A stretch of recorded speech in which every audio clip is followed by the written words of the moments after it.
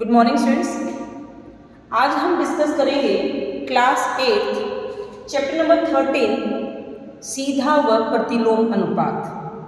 तो मैं आपको इसके लिए सिर्फ बेसिक बताऊंगी और आप देखेंगे अगर वो बेसिक आपके ध्यान में है तो आप बहुत आसानी से उन क्वेश्चंस को निकाल पाएंगे। जैसे यहाँ आपको दिख रहा है सीधा। सीधा मतलब अगर आप कोई एक चीज़ बढ़ा रहे हैं, कोई भी चीज़, और उसके साथ जिसके साथ आप अनुपात निकालना चाहते हैं वो चीज़ भी बढ़े, या फिर आप एक को घटा रहे हैं उसके साथ दूसरी भी घटे, यानी एक के बढ़ने पर दूसरी बढ़े या एक के घटने पर दूसरी घटे, ऐसे अनुपात को हम कहते हैं सीधा अनुपात या डायरेक्ट अनुपात। जैसे आप मार्केट गए, आपने दुकान वाले को बोला, आप ये देखिए आप शॉप पे गए और आपने बोला कि आपको चीनी चाहिए, ठीक है, आपको चीनी चाहिए 5 kg। दुकान वाले ने आपको बोला, उसका मूल्य बताएगा दुकान वाला, तो 5 किलो चीनी आपकी आएगी 200 रुपये की। अब ये देखिए 5 किलो चीनी कितने की आ गई? 200 रुपये की। अब आप मेरे को चीज बताइए, आप कहते हैं मुझे 3 किलो चीनी चाहिए। अब देखिए यहां पर आपने क्या कर दिया, चीनी की मात्रा 5 से 3 यानी क्वांटिटी घटा दी, यानी एक के साथ आपने 5 kg की बजाय आपने क्या कर दिया 3, तो डेफिनेटली इसका मूल्य क्या होगा, ये भी कम हो जाएगा। कितने की आएगी? 120 रुपये की। अब आप ये कहेंगे मैंने निकाला कैसे, 120 की कैसे आई? पहले आप जनरली दूसरी तरीके से देखिए। मान लीजिए आपने कहा मुझे 1 किलो चीनी चाहिए, ध्यान से समझिए, आपने कहा मुझे 1 किलो चीनी चाहिए, दुकानदार ने कहा 40 रुपये की। ये देखिए चीनी 1 किलो, मूल्य कितना हुआ? 40 रुपये। आपने कहा मुझे 2 किलो दे दीजिए। अब 1 किलो का मूल्य था 40 रुपये, 2 का मूल्य क्या आ गया? 1 का 40 है, 2 कितना आ गया? 80 रुपये। अब ये देखिए एक चीज यानी चीनी बढ़ा दी तो मूल्य भी बढ़ गया। पहले केस में हमने क्या किया था, जब यहाँ 5 किलो चीनी 200 रुपये की थी तो 3 किलो चीनी कितने की आ गई? 120 की। यहाँ देखिए यहाँ चीनी आपने घटाई तो आपका मूल्य भी घट गया। सिर्फ आपको चीज क्या देखनी है, सीधा अनुपात क्या है, उल्टा अनुपात क्या है। पहले हम बात करें सीधे की, यानी एक चीज बढ़ा रहे हैं तो उसके साथ दूसरी भी बढ़ रही है, या एक चीज घटा दी उसके साथ दूसरी भी घट जाए, ऐसे अनुपात को हम कहते हैं समान अनुपात बोलो या सीधा या डायरेक्ट अनुपात आप उसे बोल सकते हैं। अब इनके क्वेश्चंस आ जाते हैं। सपोज कीजिए आपका एक्सरसाइज का हम क्वेश्चंस लेते हैं। एक्सरसाइज में आपका क्वेश्चन है, ये देखिए दे रखा है कि यदि 12 शीट है पेपर की और उनका वेट है 40 ग्राम। अब यहाँ देखिए हम वही करेंगे, क्या लिया, जो चीज दे रखी है आपको उसी वे में वो चीज लिखनी है। क्या दिया है? शीट है, पेपर शीट, और उनका यहाँ क्या दे दिया? वजन दे दिया। पेपर शीट कितनी बताई उन्होंने? 12 पेपर शीट है और उनका वजन दे दिया कितना है? 40 ग्राम। तो आपको बोल दिया कि आपको ऐसे 2.5 किलो पेपर दिए गए हैं, यानी वजन दे दिया। ध्यान देंगे वजन दिया है तो वजन के सामने जो चीज रखी वही लिखनी है। आपको क्या दे दिया? 2.5 किलो पेपर है, ठीक है, वजन है उसका 2.5 किलो, तो आप बताना उसमें शीट कितनी होंगी।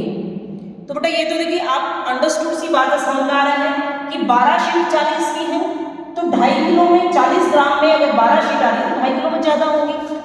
तो अनुपात निकालने से पहले आपको क्या करना है? सबसे पहले अनुपात हम निकालते हैं तो उनकी इकाई, उनकी यूनिट सेम होनी चाहिए। जैसे मान लीजिए ये ग्राम में है तो आप इसे भी किलोग्राम को ग्राम में बदलें, या फिर 40 ग्राम को किलोग्राम में बदलें, यानी यूनिट एक होनी चाहिए, इकाई एक होनी चाहिए। अब 2.5 किलो के 1 किलोग्राम में कितने ग्राम होते हैं? 1000 ग्राम। तो 2.5 में कितने हो गए? 2.5 गुना 1000 कितने हो जाएंगे? 2500 ग्राम। यह आ गया आपके 2500 ग्राम। तो आप क्या करेंगे, यहाँ 2.5 किलो की बजाय हम क्या लिखेंगे 2500 ग्राम। अब उसमें आपको बताना है कितनी शीट होंगी। अब ये देख लीजिए 1240 ग्राम है, तो कितनी 2500 ग्राम में कितनी शीट होंगी। सीधा सिंपल सा समझ में आ रहा है कि डायरेक्ट अनुपात है, सीधा अनुपात है। अगर सीधा अनुपात दिया है तो आप इन्हें आपस में ऐसे क्रॉस मल्टीप्लाई कर देंगे और एक दूसरे को इक्वल कर दें। जैसे अब इसको और इसको आप गुना करेंगे तो क्या आएगा 40 गुना x बराबर ये कितना है 2500 गुना 12। कितना किया 2500 गुना 12। अब यहाँ से x की वैल्यू निकाल लेंगे। यहाँ ये क्या मल्टीप्लाई गुना है तो इधर जाके क्या होगा भाग हो जाएगा। x बराबर 2500 गुना 12 बटा 40 काट देंगे, 0 से 0 कट गया, 4 3 12 क्या आ गया 250 गुना 3 यानी कि 750 शीट। ये देख लीजिए 12 शीट 40 ग्राम की थी तो 750 शीट कितने की होंगी 2500 ग्राम की होंगी, यानी आपका आंसर आ गया 750 शीट। ऐसे ही एक और मैं आपको क्वेश्चन कर देती हूँ। आपकी 13.1 पूरी हो जाएगी। सिर्फ आपको ध्यान रखना है जो आपको क्वेश्चन दिए गए आपने वो सेम लिखे, और अगर आप समझने में आप पता चलता है कि ये समान अनुपात है, सीधा अनुपात है, तो एक दूसरे को क्रॉस मल्टीप्लाई करो और इक्वल करके कैलकुलेशन कर दो। जैसे मैं आपको एक और क्वेश्चन बता रही हूँ। ये देखिए एक्सरसाइज का हम लेते हैं, आपका क्वेश्चन है suppose 2 kilogram of sugar contain, या आप ये मान लीजिए, चलिए एक और क्वेश्चन मैं आपको निकाल के दिखाती हूँ। मान लीजिए कोई ट्रेन है, वो 75 किलोमीटर प्रति घंटा की रफ्तार से चल रही है। एक समान चाल है, चाल कितनी है 75 किलोमीटर प्रति घंटा।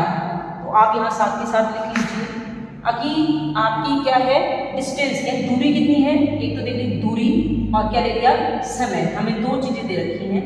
यहाँ क्या दिया देखो 75 किलोमीटर प्रति घंटा, यानी एक घंटे में कितनी दूर जाती है 75 किलोमीटर। आपने कहा दूरी कितनी है 75 किलोमीटर और समय कितना लेती है वो 1 घंटा। आप 1 घंटा लिख लो या फिर कितना लिख सकते हो 60 मिनट। अब इतना लिखिए। अब आपसे क्वेश्चन पूछा गया कि 20 मिनट में कितनी दूरी तय करेगी। देखो समय यहाँ है तो समय के सामने आप क्या लिखेंगे 20 मिनट। अब क्या है दूरी आपको निकालनी है, जो चीज़ निकालनी है आपने क्या लिख दिया उसे x। ये दूरी तो आपको निकालनी है कि कितनी दूरी तय करेगी। ये आपने सिर्फ हमने क्वेश्चन लिखा कुछ नहीं किया, लेकिन आप ये तो समझ गए कि अगर 1 घंटे में 75 किलोमीटर जा रही है, 1 घंटे का हम क्या बना देंगे यहाँ पे 60 मिनट। क्यों बनाया मैंने आपको बताया था, अनुपात निकालते हैं तो दोनों की इकाई सेम होनी चाहिए। अगर ये मिनट में है तो ये समय भी मिनट में ही होना चाहिए। तो हमने 1 घंटे की 60 मिनट निकाल दी। अब ये तो क्लियर है कि 60 मिनट में 75 किलोमीटर जा रही है तो 20 मिनट में कम जाएगी, यानी ये चीज़ कम हो रही है तो ये भी कम होगी, यानी हमें क्या पता चला सीधा अनुपात। अब आपको सीधा सा क्या करना है, सीधा अनुपात है क्रॉस मल्टीप्लाई करो इन्हें, इन दोनों को आपस में, इन दोनों को आपस में और एक दूसरे के बराबर कर दो। जैसे आपने क्या किया 75 गुना 20, इसको और इसको गुना किया और बराबर कर दिया किसके, इसके गुना इसके, 60 गुना x। अब आपको यहाँ से क्या निकालना है x निकालना है, यहाँ गुना है, दूसरी साइड लेके आओगे तो क्या हो जाएगा भाग। निकालिए x क्या आ गया 75 गुना 20 बटा 60, भाग कीजिए 20 3 60, 3 पे काटो 3 दूनी 6, एक हाथ से बच गई 15, 3 पंजे 15। तो यहाँ क्या आ गया 25 किलोमीटर x, यानी 20 मिनट में गाड़ी 25 किलोमीटर जाएगी।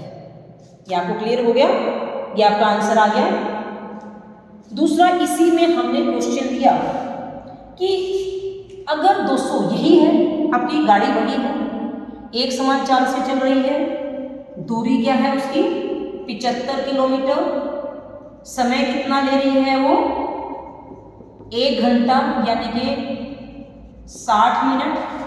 तो अब आपसे क्वेश्चन पूछा कि 250 किलोमीटर की दूरी कितने समय में तय करेगी। 250 किलोमीटर यानी दूरी दे दिया, अब इसके सामने 250 किलोमीटर आपने लिख दिया। देखिए 75 से 250 बढ़ गया तो नेचुरली समय भी क्या होगा, बढ़ेगा। एक चीज बढ़ रही है दूसरी भी बढ़ेगी, कौन सा अनुपात आ गया, सीधा अनुपात। तो आपको ये निकालना है x, टाइम निकालना है, कितना टाइम लेगी, इन्हें क्रॉस मल्टीप्लाई करें और एक दूसरे के बराबर कर दें। 75 गुना x क्या हो गया 60 गुना 250, दोनों इक्वल हो गए। अब यहां से आपको x निकालना है, वही मल्टीप्लाई है, गुना इधर जाके भाग हो जाएगा। x बराबर है 60 गुना 250, 75 यहाँ गया, अब इन्हें काट दीजिए। 25 पे देखो, 25 एकम 25, 0 25 दिया 75, 3 दूनी 6 0, ये कितना आ गया 20 गुना 10, ये 200 आगे क्या आ गया बेटा, मिनट आ गया, क्या आ गई है मिनट। लेकिन हमने आंसर क्या देना है अभी, क्योंकि प्रति घंटा है तो घंटे में देंगे। 200 मिनट के आप टाइम बना लीजिए, 200 को आप कितने से करेंगे भाग, 60 से, मिनट है ना 60, तो आपने काटा 6 3 18 यानी 180 में गया ये, तो यानी 3 घंटे और कितना बच गया 20 मिनट। तो कितना टाइम लेगी वो 3 घंटे 20 मिनट लेगी। तो आपको बेटा देखिए बिल्कुल कंसेप्ट मैंने क्लियर किया है। अगर डायरेक्ट अनुपात है आपने डायरेक्ट सिर्फ क्वेश्चन लिखना है और उन्हें आपस में क्रॉस मल्टीप्लाई कर देना है और दोनों को इक्वल करके आप आंसर निकाल लेंगे। इस तरीके से आप 13.1 निकाल के देखिए, आपके सभी क्वेश्चंस निकल जाएंगे। Thank you.